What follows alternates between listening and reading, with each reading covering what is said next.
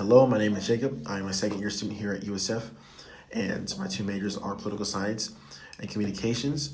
The video I've chosen for this particular assignment is Still in America by Lecrae. He is a Christian artist, and this is a part of, I believe, his 10th album, Church Close 4. And the reason this relates to Global Goal 16 is because it sheds light on a lot of issues in America, and it really does promote societal equality to benefit our institutions and a lot of people, and it also, most importantly, focuses a lot on peace. And it does that by almost indirectly bringing light to issues that we tend to ignore in a very profound way. The three key terms that I've chosen for this video are perception, loaded language, and ambiguous language. So to start off, perception, according to the book, and I quote, "Perception is the process of making meaning from what we experience in the world around us." That can be found on page 31. You can also find the example that I'm about to give on page 31 as well. To paraphrase it, imagine you're walking outside and it suddenly becomes colder. You've seen rain begin to fall. You feel a gust of wind, and then you hear thunder strike. What you're going to assume or conclude based off of the surrounding is there's a storm coming. And that is what perception is. It's using your surroundings to kind of make up a conclusion. And I feel that this manifests the most in timestamp 54 seconds into the video, because what's happening not only on the outside in terms of what's being shown, but what's being said, he brings us into a world of poverty, police brutality, and he uses the military, but it's only very, very briefly, so I'm not going to shed too much light onto that. But what he says in this moment, 54 seconds into the video, is land of the free, but the freedom ain't equal. We love our politics more than our people. What I feel you can pull from this, and what he's saying is that we say we're land of the free, but the opportunities are not equal, and people are being treated differently.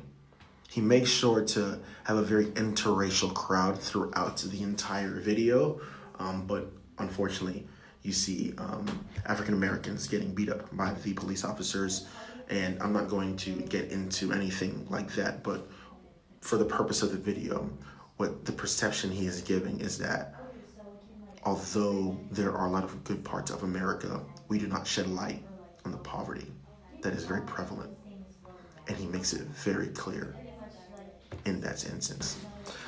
The second term we'll be discussing is loaded language.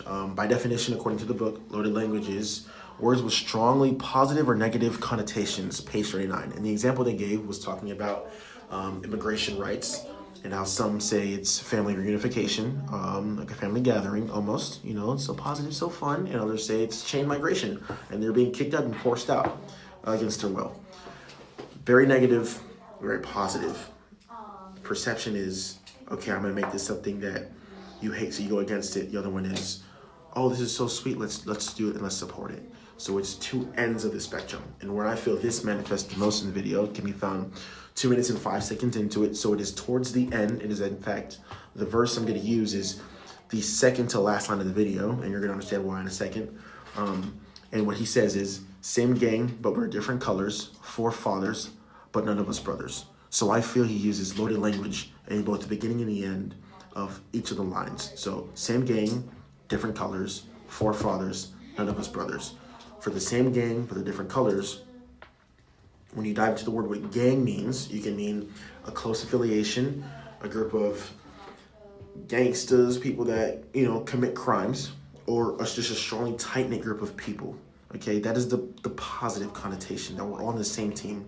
The different colors means I hate you, my goal is to kill you, my goal is to go against you. When you go into gang violence, that's what it means. Whether it's the Latin Kings, the Crips, the Bloods, they're in war with each other. They don't like each other. That's where the different colors comes in.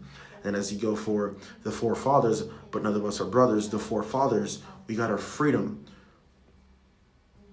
And they fought for it. And when they created this country, right, when they were writing the Constitution, the Bill of Rights, it was with, of course, Christian faith in mind, because they were, in fact, Christian, and they did it trying to make America as equal as possible, bringing as much peace and positivity as possible.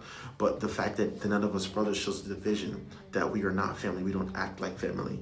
And I feel like that is where you can see this loaded language of a very positive connotation, very negative connotation. The last term is ambiguous language, and by definition, it is are words that can have more than one meaning, which can be found on page 39. And the example they gave was Josh and his brother Jeremy are going to the doctor's office, and Josh is the one driving, and Jeremy's the one in the passenger seat. And Josh says something along the lines of, "I turn left at the light, don't I?" And then Jeremy replies, "Right." The reason it's ambiguous language is because, is he correcting you, or is he saying that you're right? Are you turning left or am I turning right? The fact that he has to have a follow-up question because Jeremy wasn't concise enough makes it ambiguous. So where I found that manifest inside the video was timestamp 1 minute and 47 seconds in. This is towards the end. He says, and I quote, "Sometimes we Caesar, sometimes we Jesus, and we might get crucified." Caesar as in Caesar salad, or Caesar as in Julius Caesar, notoriously known for his battle tactics and the fact that he was a dictator. And then sometimes we're Jesus, we might get crucified. Some people see Jesus as the enemy, some see him as a close friend. Some see him as a savior, some see him as a prophet.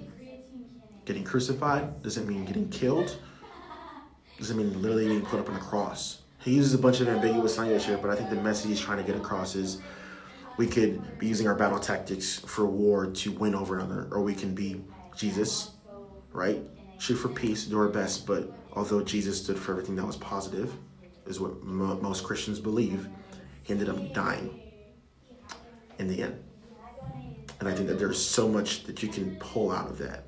I think there's so much he's saying in just these 1, 2, 3, 4, 5, 6, 7, 8, 9, 10, 11, 12 words. And there's just so much you can pull from it. And I feel like that is just so ambiguous because you can pick apart so much. What is he really saying here? And I don't have enough time to get into it. I have an idea, but unfortunately, for time purposes, I gotta speed this up. But I feel like that was where ambiguous language shows up the most. I definitely went over the time. This is my first assignment, and I didn't really know how much to put in, how much to pull out. I didn't get any feedback, and I apologize for that because that's fully on me. However, my key terms: perception, bloated language, ambiguous language. The video, the music video, Still in America by Lecrae, released in 2022 from Church Close 4. I think that it is a wonderful piece. The video, the lyrics, he was actually saying something. And I think that it does add to the global goal because he is promoting peace and inclusive societies and equality. I didn't dive too much in the inclusive institutions at all levels. I didn't dive in this video, but other aspects of the global goal did. So that's why I use this video. Thank you.